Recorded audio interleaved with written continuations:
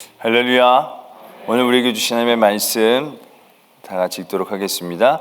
출애굽기 32장 21절로 24절까지의 말씀. 출애굽기 32장 21절로 24절까지의 말씀을 저와 여러분들이 한 절씩 교독드리도록 하겠습니다. 출애굽기 32장 21절로부터의 말씀입니다. 모세가 아론에게 이르되 이 백성이 당신에게 어떻게 하였기에 당신이 그들을 큰 죄에 빠지게 하였느냐.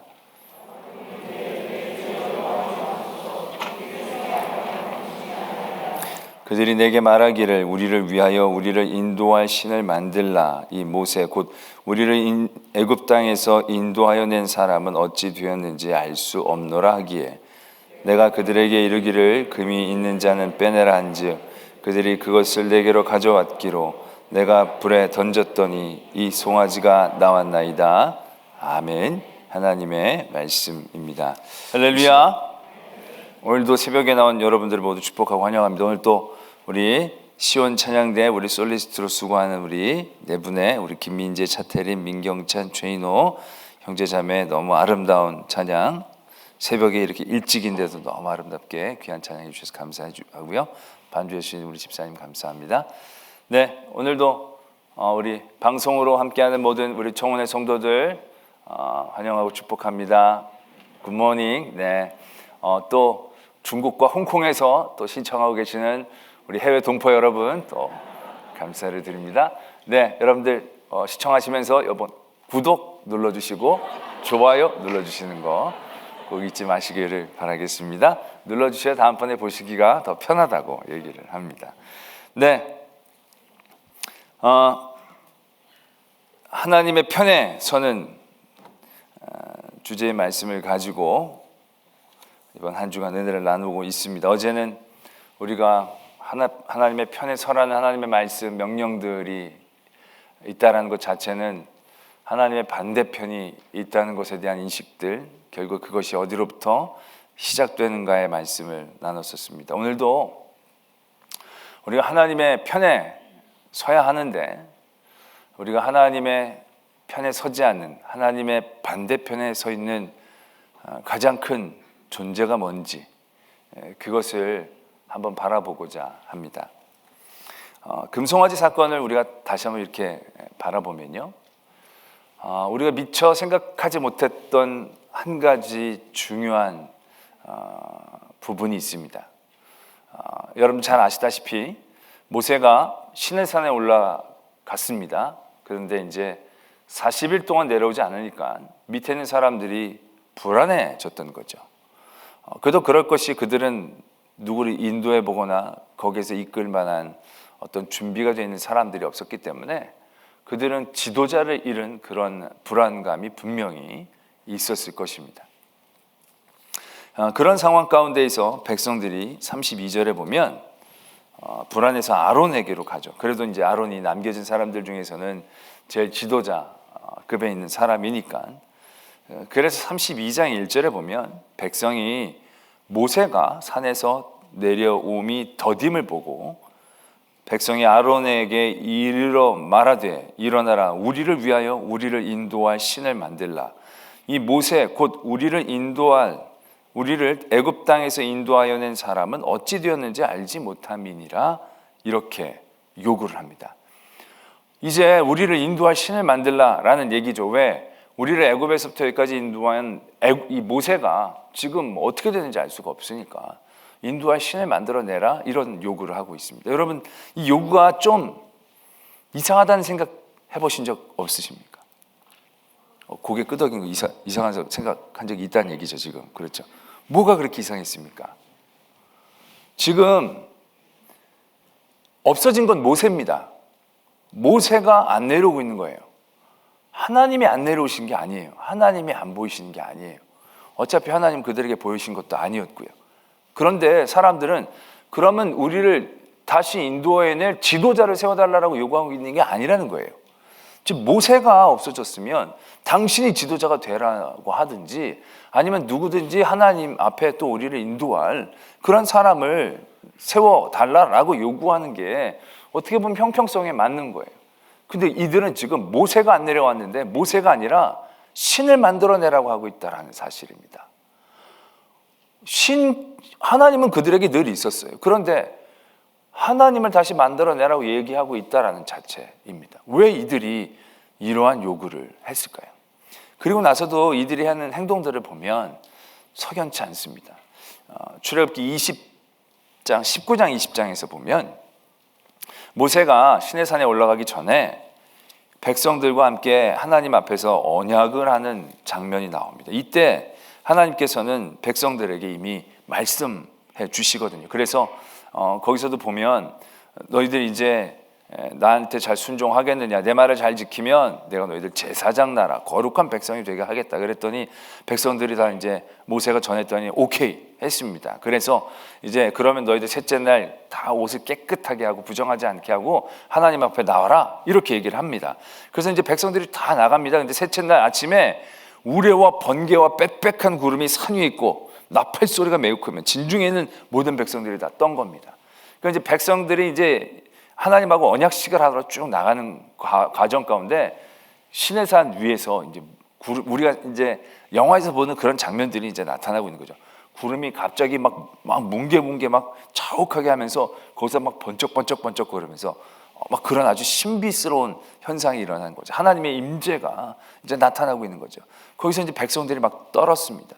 그리고 나서 이제 하나님이 그 다음 십계명을 쭉 얘기해 주시죠. 그러면서 하나님 앞에 쭉 나가는데 하나님이 백성들은 가까이 나오지 말고 모세 너 앞으로 나와라, 이렇게 얘기를 하다가 나중에 20장으로 가면 백성들이 이제 우리에게 직접 말씀하지 말게 하시고 당신이 들어서 우리에게 그 말씀을 전해달라고, 우리가 하나님의 말씀을 듣다가 죽을까 겁이 난다고, 그렇게 백성들이 두려워하는 대목이 나옵니다.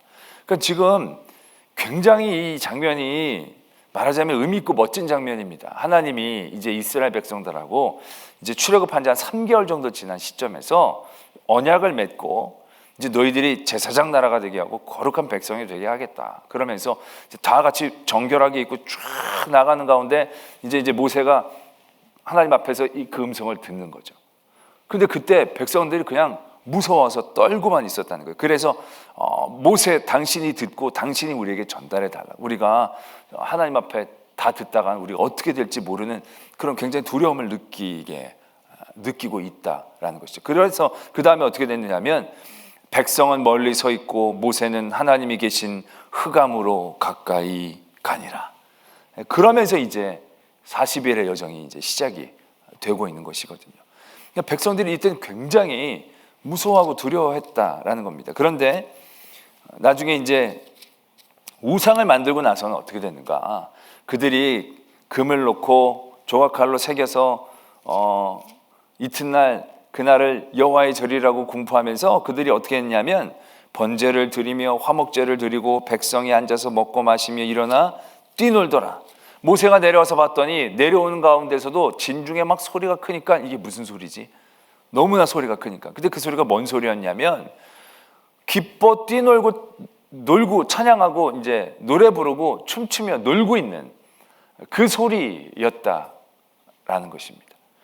정말로 하나님의 임재가 나타나고 하나님이 부르시고 하나님을 만나는 그 거룩하고 복된 자리, 그 자리는 기뻐하고 즐거워하지 않고 두려워하고 떨었다는 겁니다. 하나님이 그들을 때려잡으려고 부른 게 절대 아니거든요. 이제 내가 너희들과 이제 언약을 딱 세우겠다. 굉장히 은혜로운 자리인데도 백성들은 그 자리에선 떨며 두려워하며 감히 나가기도 듣기도 거부하고 있다는 거죠. 근데 나중에는 그냥 금송아지 하나 만들었는데 이게 우리를 인도하신 그 신이다라고 얘기하니까 그 앞에서는 난리를 친 겁니다. 너무너무 기쁘게 즐겁게 막 뛰놀면서 좋아하고 있다라는 것입니다. 그게 뭐라고? 참으로 수상하지 않습니까? 왜 이들이 이렇게 하고 있을까? 왜 이들이 이렇게 행동을 하는가? 라는 생각들을 해보게 되는 대목입니다. 그리고 나서 한 가지 사건을 더 떠올릴 수 있게 됩니다. 어떤 사건이냐면 사무엘 시대에 백성들이 사무엘에게 나갑니다. 사무엘의 아들들이 시원치 않았거든요. 그러니까 이제 안 되겠다 싶어서 사무엘에게 나가서 그러한 요청을 합니다. 이제 우리도 다른 나라 민족처럼 왕을 세워달라, 그렇게 요청을 한 부분이 나옵니다. 그래서 그런 얘기를 듣고 사무엘이 섭섭했죠. 그러나서 하나님 앞에 나가 기도를 합니다. 근데 그때 하나님이 사무엘에게 이렇게 대답하시는 대목이 있습니다. 사무엘상 8장 8절에서 9절까지 보면 7절이 정확하네요. 7절을 보면 이렇습니다. 여호와께서 사무엘에게 이르시되 백성이 너에게 한 말을 다 들으라. 이는 그들이 너를 버림이 아니요 나를 버려 자기들의 왕이 되지 못하게 함이니라. 하나님이 이렇게 말씀하시는 대목이 나옵니다. 지금 이스라엘 민족들이 하나님을 안 섬기겠다고 한 게 아닙니다. 사무엘에게 우리도 이제 왕을 달라고, 왕을 한 명 지정해 달라고 얘기한 겁니다. 그것도 어떻게 보면 하나님 앞에 왕을 지정해 달라고 하는 그런 모습이죠. 하나님을 인정하는 그런 모습입니다. 그런데 그러한 그들의 모습, 하나님 앞에 마치 순종하고 하나님의 어떤 뜻을 바라는 그런 순간 가운데에서 하나님은 그들의 중심을 간파하고 계신다는 겁니다. 그들의 중심이 바로 뭐냐? 나로 왕이 되지 못하게 하려 함이다라는 거죠. 사무엘을 버리려는 게 아니고요, 하나님이 그들 안에 왕으로 있는 것이 불편한, 왕으로 있는 것이 별로 원치 않는, 하나님이 나의 삶의 왕의 자리에서 내려오기를 바라는 그들의 중심을 하나님이 말씀하고 계신다라는 대목입니다. 이게 굉장히 치명적인 우리들의 모습이다라는 것입니다. 하나님을 떠난 것처럼 보이지 않죠. 하나님께 말씀하고 하나님 앞에 부탁드립니다. 그런데 하나님은 그러한 그들의 부탁 가운데에 그들의 중심을 관통하고 계신다는 거죠. 그건 너를 버리는 게 아니고 나를 버려 왕이 되지 못하게 하려 함이다 라는 것이죠. 이스라엘 민족, 지금 출애굽한 이스라엘 민족 3개월의 여정 가운데서 하나님의 놀라운 역사를 바라봅니다. 그 하나님이 어떠한 하나님이신지 그들은 분명히 목도하고 살았습니다. 그런데 어느 순간부터 그 하나님이 편치 않아지는 모습들을 발견하게 되는 거죠. 그 하나님이 그의 마음 가운데 기꺼이 따르고 순종하고 전적으로 드릴 그러한 마음이 생기지 않는 그런 이스라엘 민족들의 모습들을 보게 됩니다. 모세가 없어졌는데 지도자를 원한 게 아니라 신을 원하고 있다라는 것입니다. 그리고 나서 금송아지를 만들었더니 그 금송아지를 자기 앞에 두고 그들은 아주 만족해하는 모습들을 보고 있다라는 것입니다. 그들이 하나님을 감히 버리거나 하나님을 감히 부정하거나 하나님을 감히 떠나려고 했던 것은 절대 아닐 것입니다. 왜? 애굽에서 자신들을 인도해낸 하나님이 어떤 하나님이신지 분명히 아니까. 근데 그들이 원하는 하나님의 위치, 그게 그들에게 문제였다는 것이죠. 하나님은 그들에게 언약을 세우고 그들의 하나님이 되고 그들이 제사장 나라가 되기를 원하셨습니다. 하나님은 그들에게 주가 되고 왕이 되기를 원하셨습니다. 근데 그들의 마음 안에는 하나님이시긴 건 괜찮습니다. 하나님이 우리를 보호해 주시는 건 괜찮습니다. 하나님이 우리를 이끌어 주시는 건 좋습니다. 근데 하나님이 저들의 완전한 왕이 되어지는 것을 그들은 불편해하고 있었던 것은 아닌가라는 것이죠. 하나님이 많이 도와줘서 하나님이 먹여줘서 따라는 맞지만, 그렇지만 내 삶의 주인, 내 삶의 역사의 모든 주권이 하나님에게 전적이 있는 것 자체에 대해서 그들의 쓴뿌리들은 거부하고 있었던 것은 아닌가 라는 의심을 할 수밖에 없는 대목이 되어진다는 것이죠.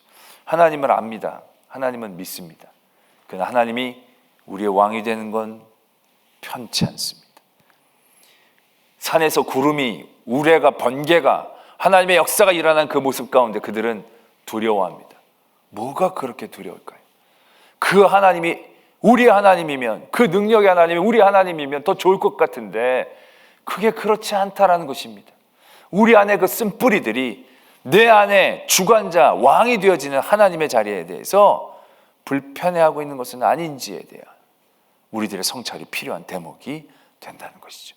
그러고 보면 처음에 죄를 지을 때도 그렇습니다. 처음에 마귀가, 사탄이, 뱀이 하와를 유혹할 때 그가 썼던 레퍼토리가 있지 않습니까? 그게 바로 뭡니까?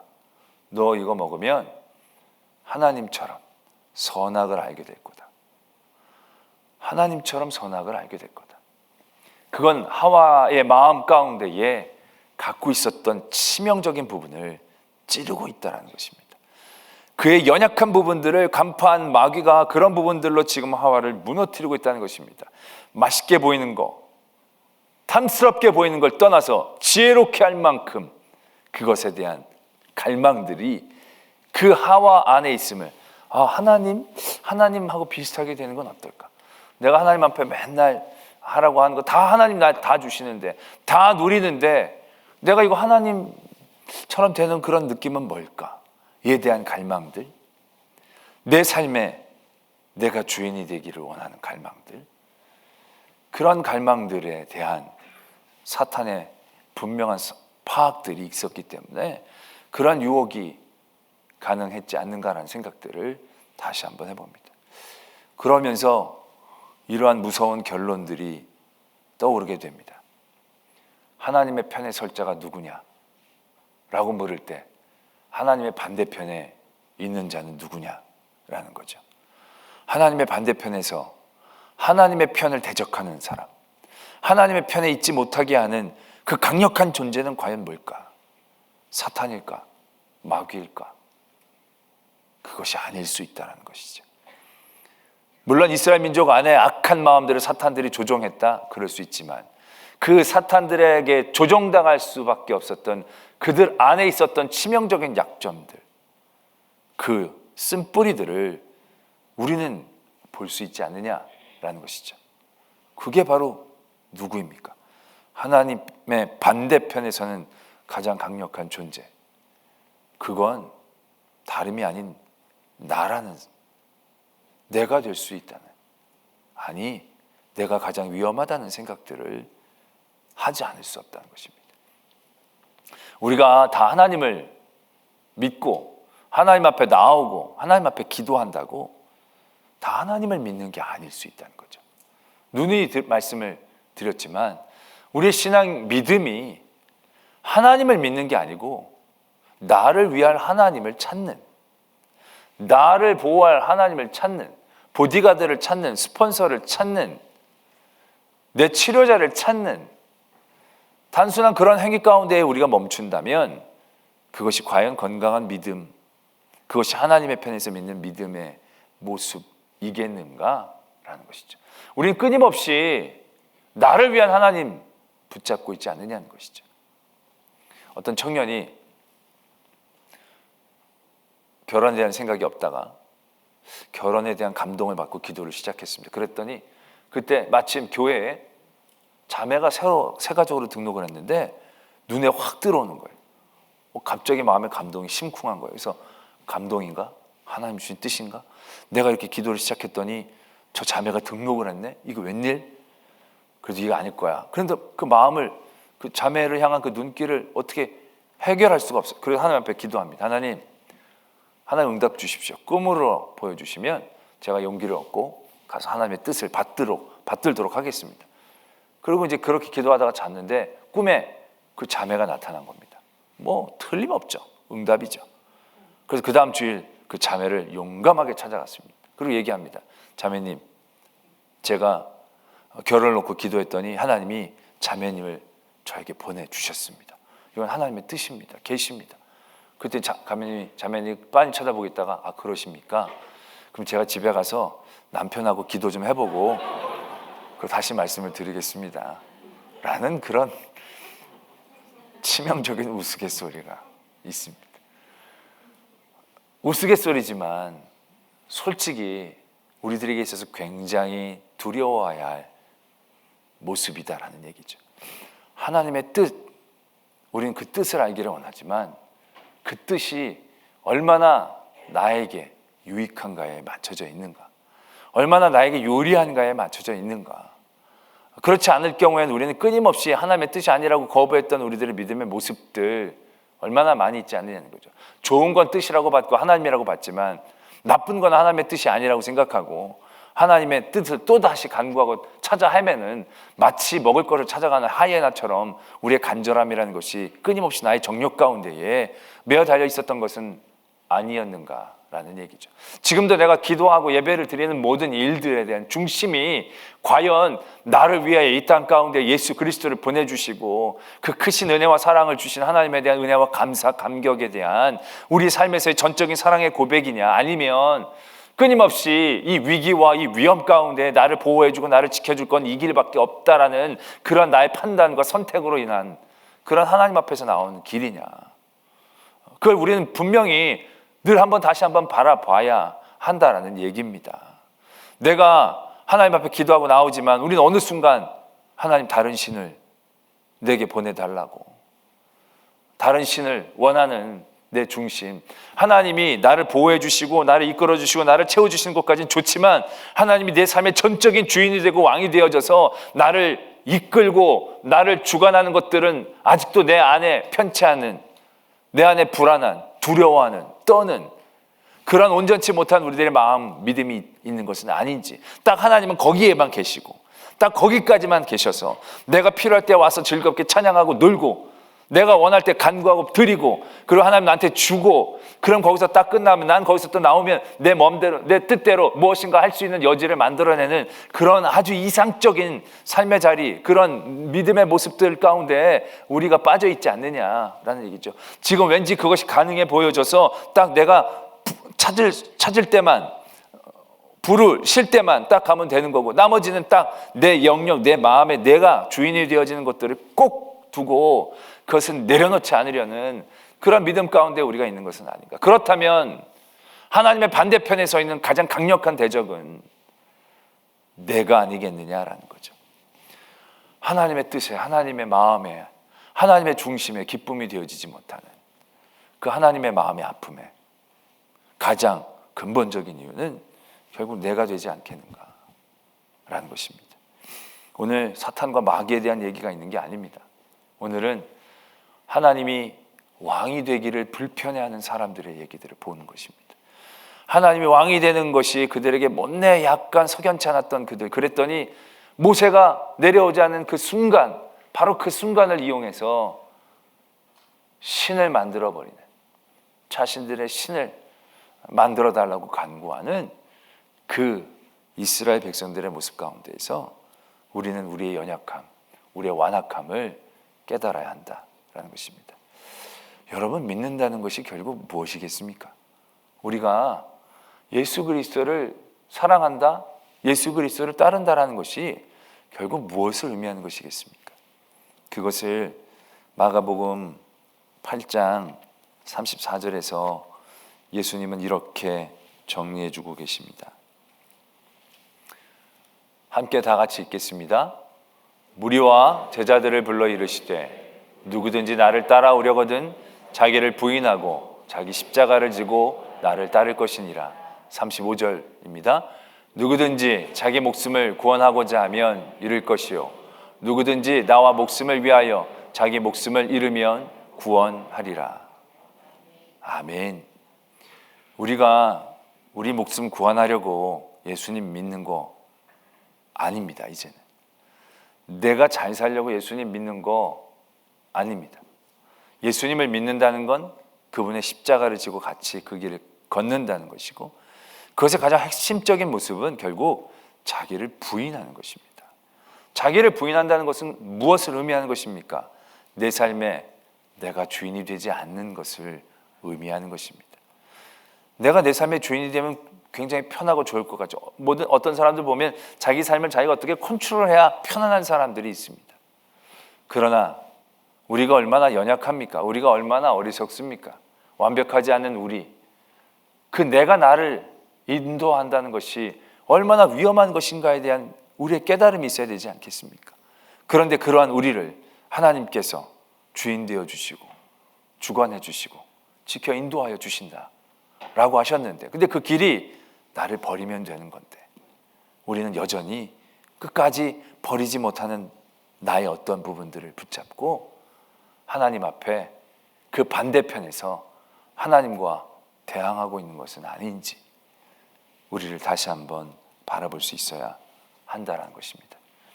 오늘 하나님의 편에 서는 여러분들이 되기를 원합니다.